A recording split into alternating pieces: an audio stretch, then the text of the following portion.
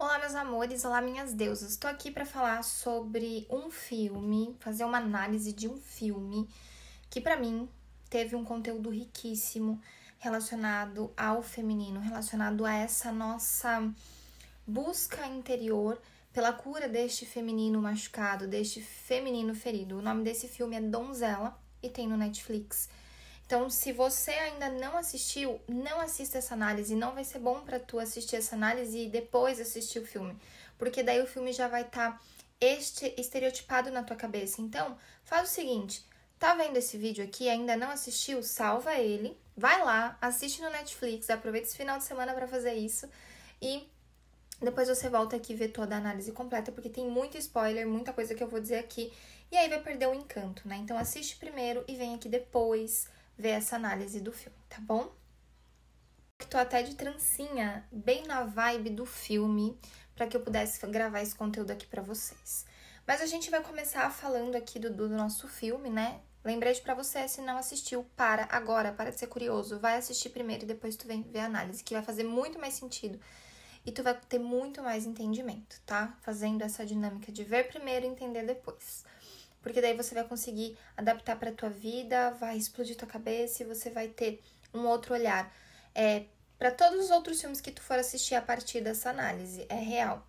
Todos os filmes trabalham no nosso inconsciente, porque trabalham simbologias. Então, muito daquilo que a gente vê nos filmes, por trás daquela história, existe muita coisa conversando com o teu subconsciente, com as tuas crenças. Crenças sociais, crenças ancestrais. E a importância da gente entender isso para que a gente possa se entender, para que a gente possa mudar a realidade que tem nos apresentado na nossa própria vida. Bom, a nossa personagem principal já começa o filme mostrando ao que ela veio, né? Que ela tá toda na posição, realmente ali na postura da donzela e da heroína. Que, na verdade, donzela e heroína é a mesma face, né? É a face diferente da mesma coisa. Então, é a primeira fase da maturação ali do nosso feminino. Tem gente que nunca sai dessa fase, tá? Que é da donzela e da heroína, aquela que quer salvar tudo e todos e que se sacrifica o tempo todo em prol de algo, né? E desde, né, do início ali do filme, você já vê ela nessa postura. Você vê que ela é muito jovem, né? Ela é uma adolescente praticamente, mas ela já tem essa postura de querer salvar tudo e todos, dela querer cuidar da irmã, dela se reportar ao pai dela, como se ela fosse casada com esse pai, anulando totalmente a madrasta que está ali presente. A gente também vê no começo do filme que a gente já sabe que ela perdeu a mãe, que existe aí uma questão nó simbiótico, né? E aí a morte dessa mãe, esse amor interrompido, cria toda uma bagunça, uma desordem ali, onde essa filha sai do seu lugar e ela vai ali para a posição da mãe, ela se identifica com a mãe, ela se identifica tanto que ela quer ser mãe de tudo e de todos que estão ali presentes, né? No entanto que no povoado dela, eles estão passando problemas, né? De fome, de não ter o que comer, e ela se sente responsável por trazer a solução disso. E uma solução apresentada é quando um outro reino vem até, né, esse povoado dela, e eles oferecem, né, um casamento em troca de ouro. E aí ela se sacrifica, casando-se com uma pessoa que ela não conhece, com esse príncipe, né, para que ela possa salvar o seu povo, né? Então aqui é totalmente a postura da heroína, que está se sacrificando por algo, levantando uma bandeira em prol de alguém e nunca de si mesma. E aí a gente consegue perceber, né, um movimento ali de competição dessa menina, né, dessa donzela com a sua madrasta. Isso vai acontecer, né, é enraizado. A competição com o feminino, do feminino com o feminino, já é enraizado. Então, a gente até compete com a nossa mãe, não precisa ser uma madrasta, por exemplo. A gente, mesmo nessa fase de crescimento, a gente chega um momento que a gente compete com a nossa mãe. E pode ser que essa fase seja lá na infância, quando tu compete a atenção do teu pai, por exemplo, tá? Então, a gente vê essa menina querendo salvar tudo, ela chega e resolve, ela faz e acontece. E essa menina, né, que teve esse amor interrompido, a morte da mãe, ter que assumir essas responsabilidades, na cabeça dela, ela se sentiu, né, obrigada, responsável por salvar tudo e todos, gera na mulher uma postura interna de congelamento, né? Por quê? Porque ela tá sem nutrição, sem a mãe, né? Aquele amor foi interrompido, a simbiose. Essa desnutrição que acontece, né? Ela está desnutrida, mas ela tá achando que quem tá desnutrido? Que é o outro que tá desnutrido, mas a desnutrida, no caso de amor, é ela. A que mais busca amor é ela, só que ela tá tão congelada na dor que ela precisa olhar pra fora pra não olhar pra dentro. E aí é quando ela faz esse movimento de falar, eu preciso salvar vocês, viu? Vocês aqui, ó, precisam de mim pra que eu possa salvar vocês. Só que, na verdade, a pessoa mais doente é a pessoa que mais acha que tem que salvar alguém, é a que mais precisa. A fome que ela enxerga nos outros, na verdade, está presente dentro dela, existe essa identificação. Por isso que quando a gente olha uma coisa e a gente tem certeza daquilo, a gente volta aquilo pra dentro da gente, a gente vai descobrir que, na verdade, é tudo sobre nós. O mundo externo vai só oferecer o que o nosso mundo interno oferece. E é aí que ela começa essa jornada, né, de entrar dentro de si e começar a cumprir. Aqui só para vocês entenderem que toda pessoa que é militante, por exemplo, feminismo, machismo, red pill, qualquer coisa, é uma falta de nutrição, né? Tá ligado muito com a falta de mãe ou pai, às vezes, né? Depende muito qual é a causa que tu tá lutando, mas você ainda está presa nessa donzela, nessa pessoa que precisa ter uma causa pra salvar alguém, pra mostrar os seus ideais, porque você não tá seguro daquilo, então tu precisa ter uma causa, né, pra lutar, porque tu precisa mostrar que tu tá sendo útil pra algo ou alguém, enfim. Então, esse estágio da donzela, ele acontece em qualquer idade, tem gente que nem sai, é o primeiro estágio, é uma imaturidade, né? Eu falo fases de maturação, mas a donzela ainda é uma pessoa completamente imatura, uma mulher completamente imatura, né? Ela não conseguiu sair, ela nem sabe que existe um mundo, né, diferente, que ela pode viver diferente, que ela pode viver relaxada, que ela não precisa brigar com os homens, que ela não precisa brigar com o mundo, que ela não precisa salvar todo mundo, e que ela também não precisa... E quem que é o nosso príncipe na história, né? O príncipe, ele é só uma criança também, uma criança que se relaciona com outra criança.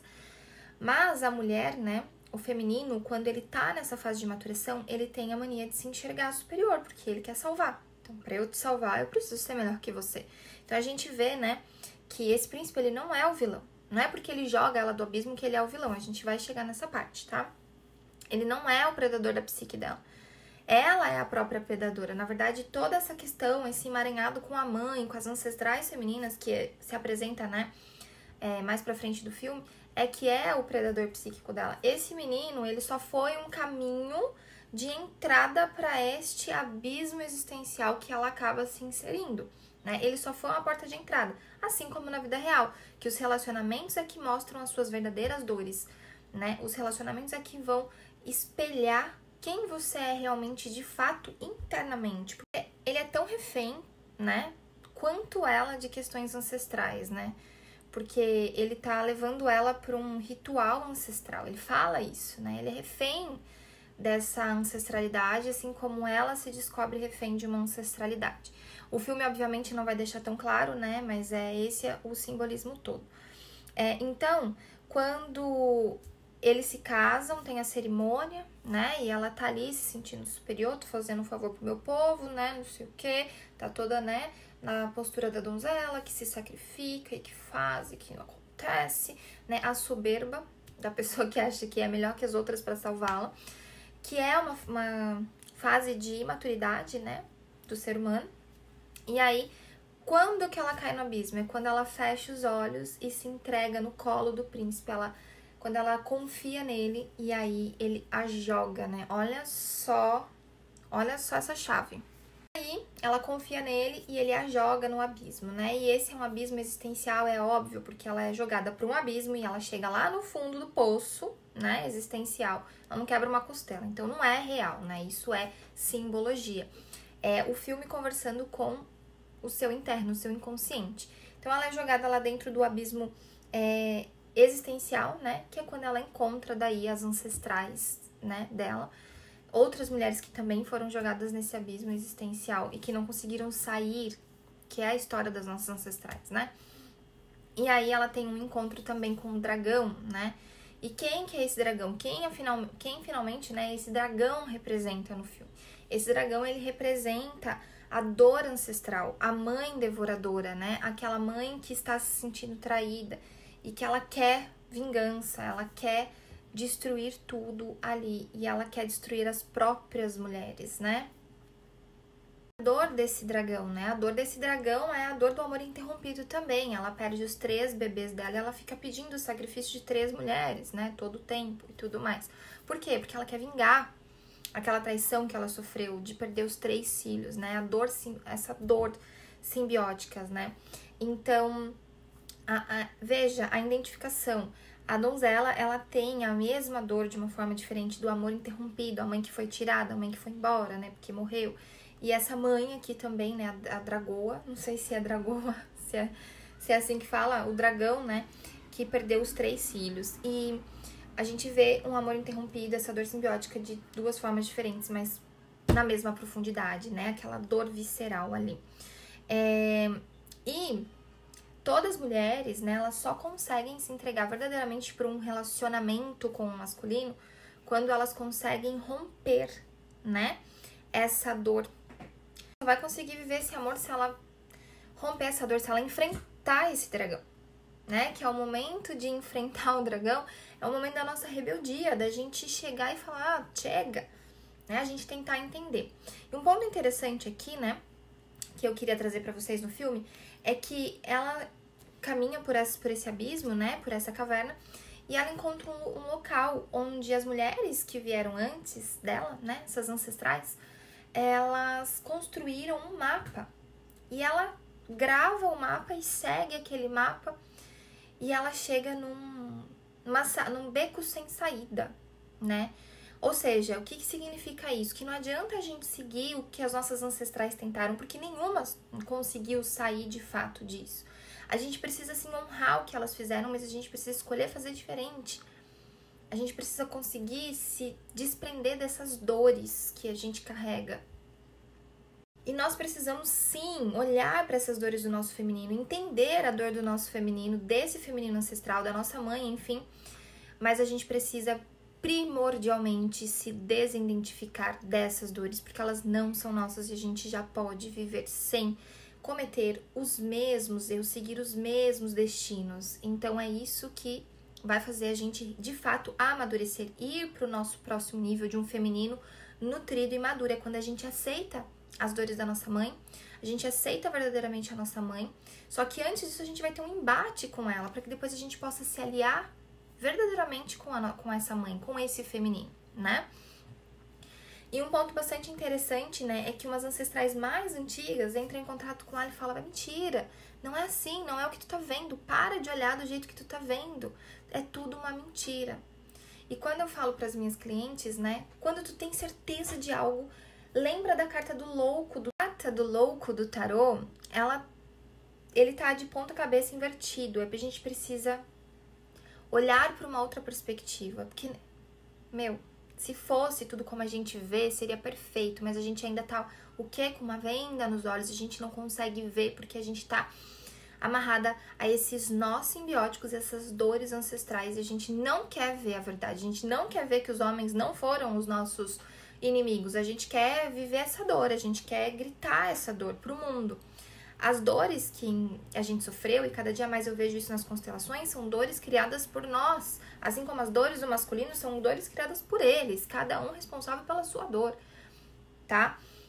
Então esse filme ele traz bastante isso, de se desidentificar disso, de tipo, é uma mentira, isso é uma mentira. Você tem que olhar para as coisas como elas verdadeiramente são, para de ser vítima. Isso é uma mentira. Não existe culpados aqui. E aí, quando ela tenta sair por este lugar, né, do mapa das ancestrais, e vê que é um beco sem saída, que não é real, tipo, não tem como ela sair daquele jeito, ela volta e ela vê que o pai dela foi resgatar ela. Apesar dele ter entregado ela, né, pra morte, ele sabia do que ia acontecer, ele vai lá pra resgatar ela. E nesse momento é muito interessante, porque daí ela amadurece e ela entrega esse pai, né, ela mata esse pai, não verdadeiramente, mas a gente falando do psíquico, né? Eu sempre falo para os meus clientes, a gente precisa matar pai e mãe. E não é matar pai e mãe fisicamente, é das nossas projeções. A gente precisa tirar o cordão umbilical que tá cheio de nós. A gente precisa se desemaranhar deles, né? Então, matar pai e mãe psiquicamente é a gente liberar, sabendo que nós não somos donos desses pais e que a gente não tem o direito de projetar neles a perfeição ou buscar neles a nossa salvação. E aí, depois que ela mata esse pai, né, que ela entrega esse pai à morte, enfim, isso é tudo muito num significado psíquico, tá?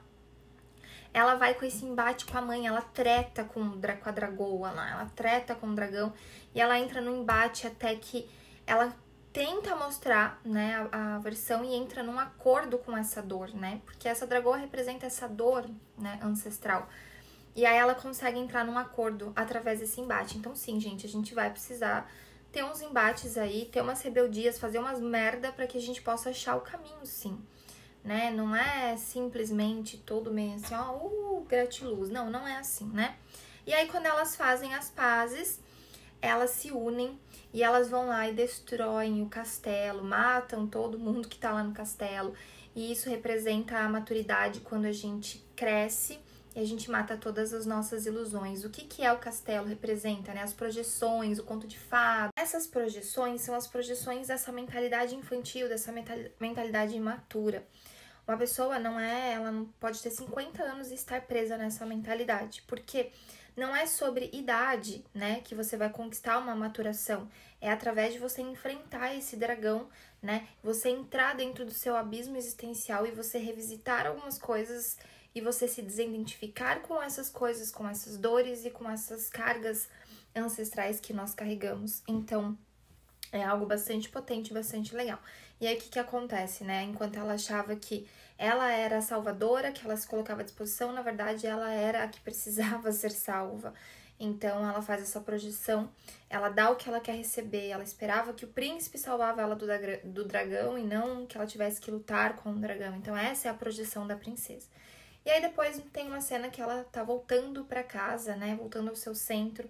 O seu inconsciente já tá mais tranquilo. E aí, o filme, ele se encerra, né? Com ela voltando com a irmã e a madrasta pra casa.